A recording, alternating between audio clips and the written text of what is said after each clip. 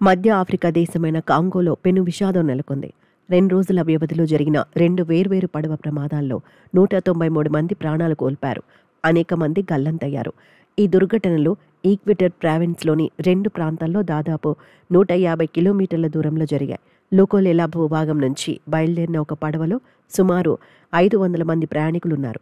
మార్గమధ్యంలో పడవలో మంటలు చెలరేగడంతో అది బోల్తా పడింది. ఈ దుర్ఘటనలో 107 మంది చనిపోయినట్లు ప్రభుత్వం ప్రకటించింది. 209 మంది ప్రయాణికులను రక్షించగా మలాంగే గ్రామానికి చెందిన ఓ పడవ సాయంతో వారు ఒడ్డుకు చేరుకున్నారు.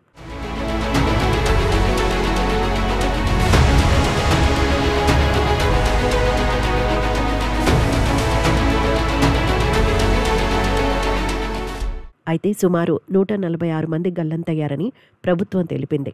ఈ ప్రమాదానికి ఒకరోజు ముందు బసంకుసు ప్రాంతంలో మరో మోటారు పడవ బోల్తా పడింది.